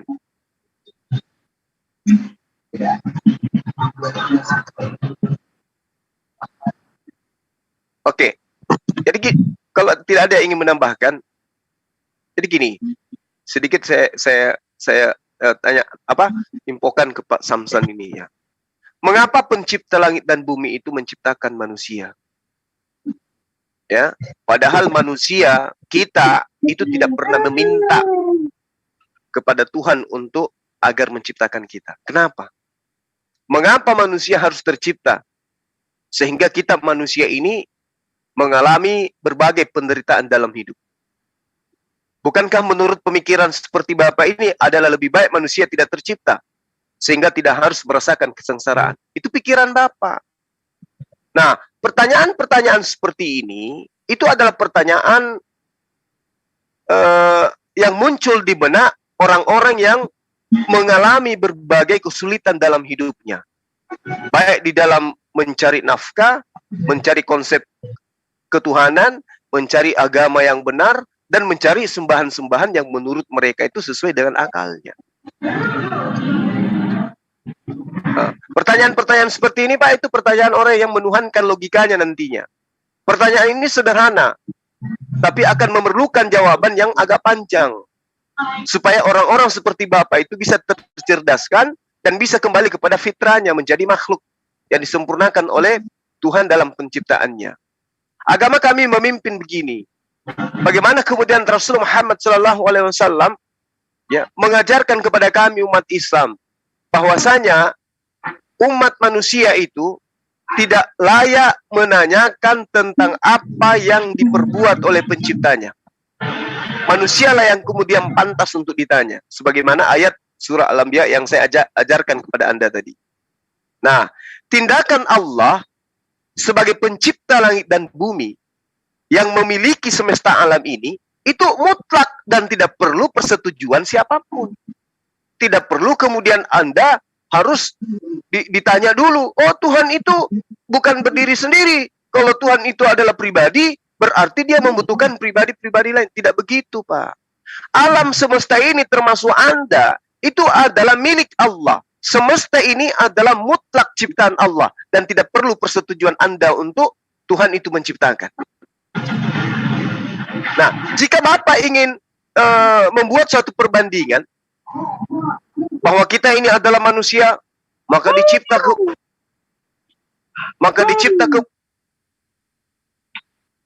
ya sudahlah, kalau ada yang mau bicara silakan ditambahkan yang lain.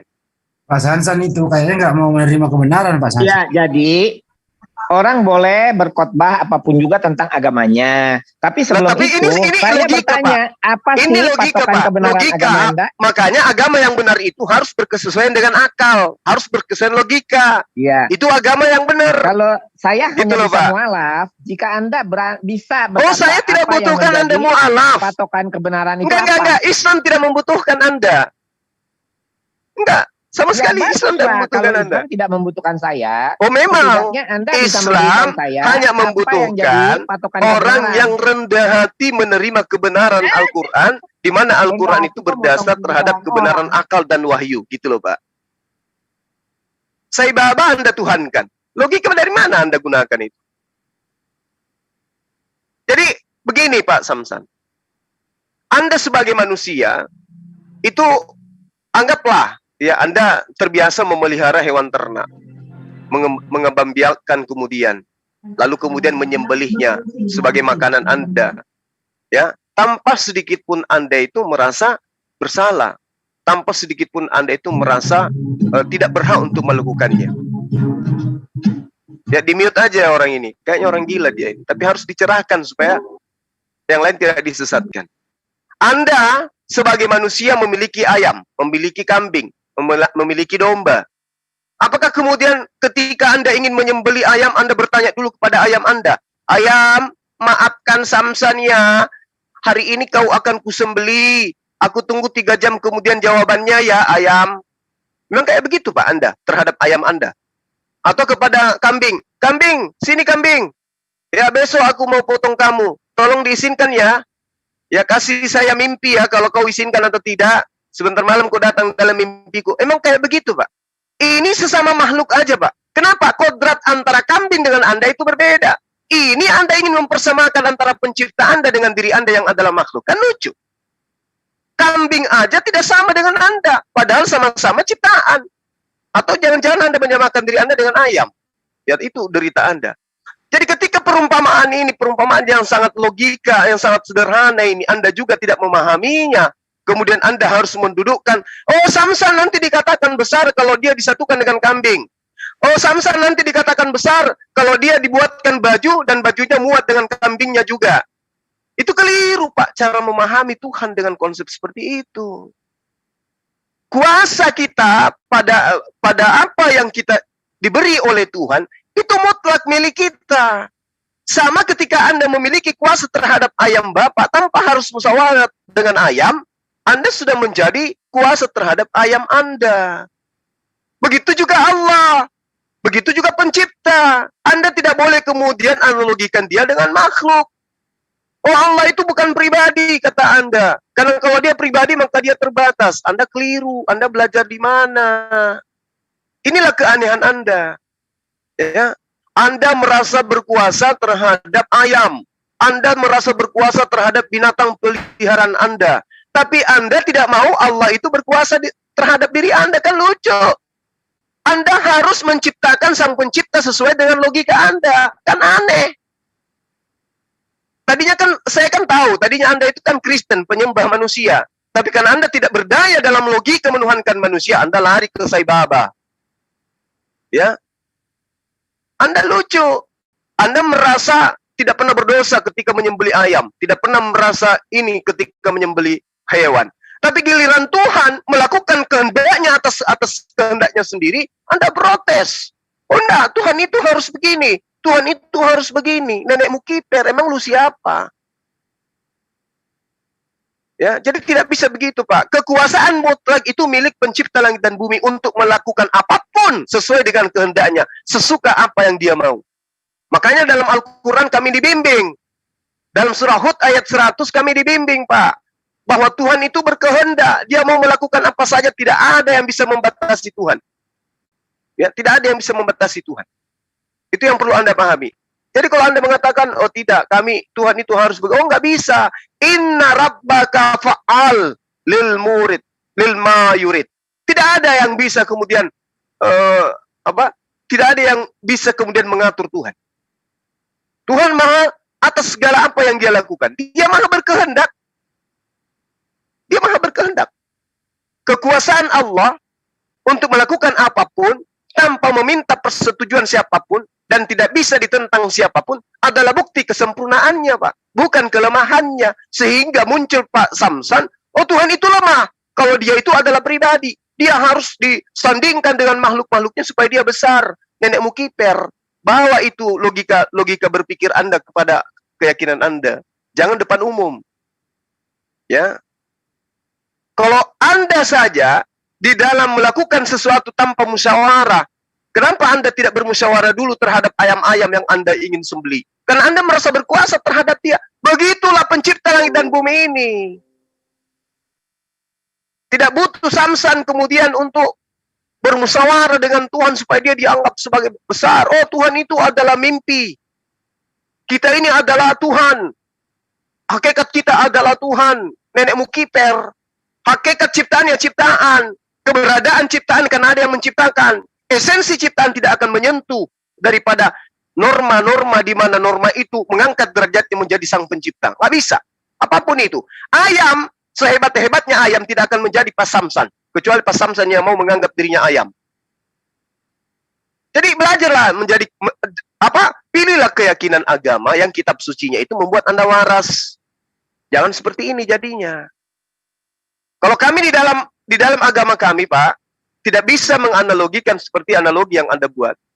Karena Al-Quran membimbing kami begitu indah untuk mengetahui siapa pencipta kami, siapa yang menciptakan alam semesta ini. Dan itu mutlak, itu adalah kebenaran absolut, tidak bisa diragukan. Karena kenapa? Dalil akal dan juga dalil daripada wahyu itu jelas ada di dalam agama Islam. Tidak bisa disentuh kemudian dengan akal-akalan seperti yang Anda jabarkan. Wa rabbuka yakhluqu ma yasha wa yakhtar. Maka nalahumul khiyar. Subhanallah wa ta'ala amma yusyrikun. Dan Tuhanmu menciptakan dan memilih apa yang dia kehendaki. Bagi mereka manusia, termasuk Pak Samsan, tidak ada pilihan. Anda dijadikan manusia, jadi manusia. Nggak boleh Anda memilih menjadi ayam, nggak boleh.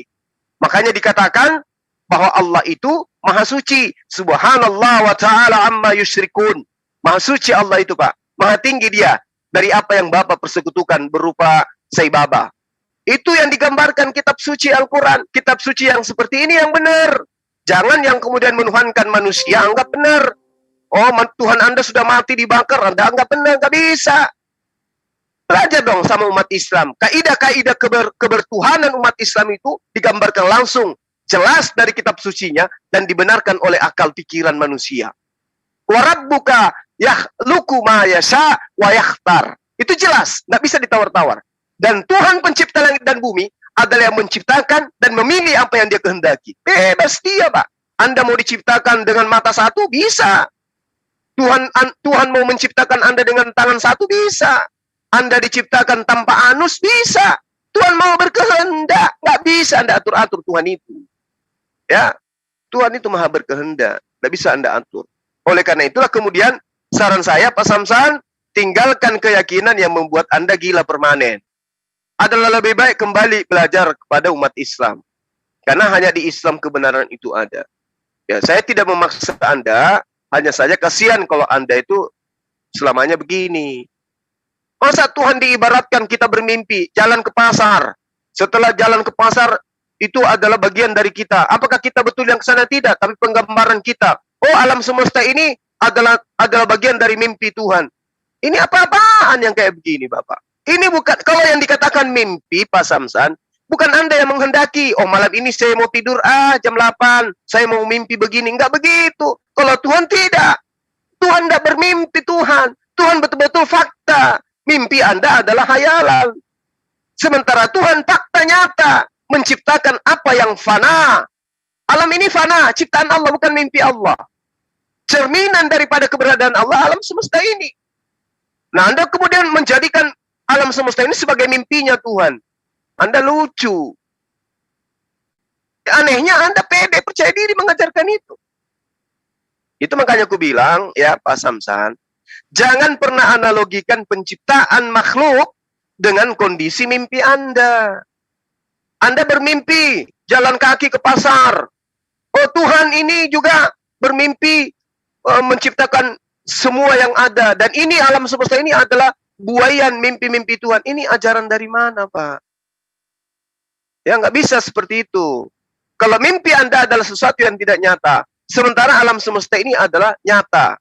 Kalau Anda mengatakan bahwasanya kita ini adalah hakikatnya Tuhan sendiri, esensi dari kita, hakikat dari kita adalah Tuhan. Yang Anda maksud, kita ini sesuatu yang tidak ada menjadi ada. Siapa yang mengadakan kita? Dialah sang ada. Siapa dia? Allah. Kita ada karena Allah yang mengadakan. Nah, apa hakikatnya kita? Hakikatnya kita adalah ciptaan Allah. Bukti adanya Allah adalah bukti adanya kita. Adanya kita, bukti adanya Allah. Bukan berarti melihat kita adalah melihat Allah. Tapi melihat kita, bukti keberadaan Allah itu ada. Sebab kita tidak bisa menciptakan diri kita. Hanya kekuatan di luar kita yang mampu menciptakan itu. Siapa dia? Dialah Allah. Bukan Sai Baba. Ya, Sai Baba itu bukan. Masa ada Tuhan Kribo, Pak? Pak ada itu. Ya. Jadi begitu, Pak Samsan. Kalau Anda ingin belajar privat sama saya, boleh. Silakan minta nomor saya di kolom komentar. Anda belajar tentang tauhid. Belajar untuk mengkaji Tuhan yang benar itu seperti apa. Jangan ada mempertuhankan angan-angan Anda. Saya kira begitu teman-teman sekalian. Mohon maaf kalau ada kata-kata yang berlebihan.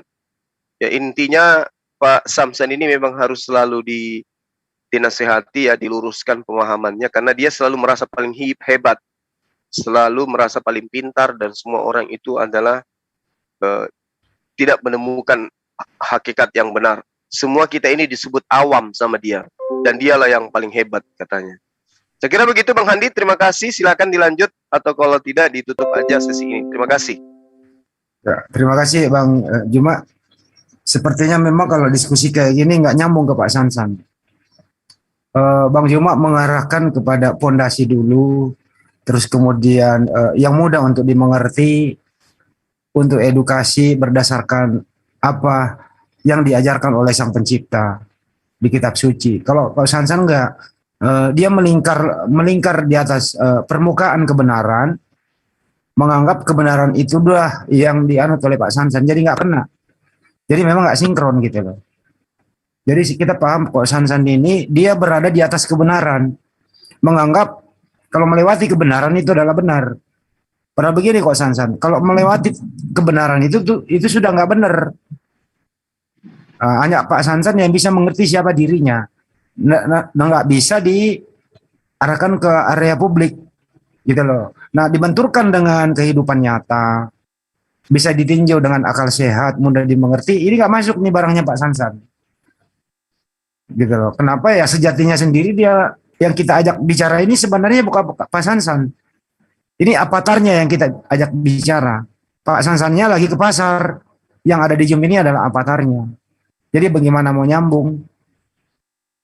Gitu loh. Jadi memang nggak bisa nyambung. Ya semoga saja kok Sansan bisa kembali turun dikit Pak Sansan, turunkan dikit supaya normal dulu. Nah kalau berada di posisi abnormal, ini nggak bisa, nggak ketemu. Gitu loh. Ya pada prinsipnya dan kesimpulannya adalah ya yang waras yang mengalah dulu.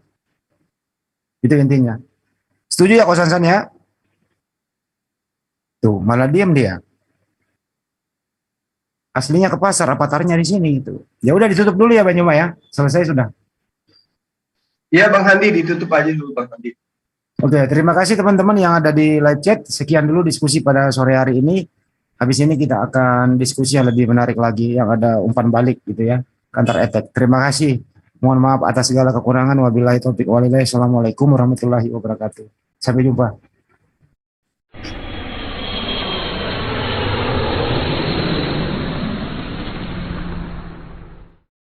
Tunggu dulu ya, banyak yang mau ditutup nih.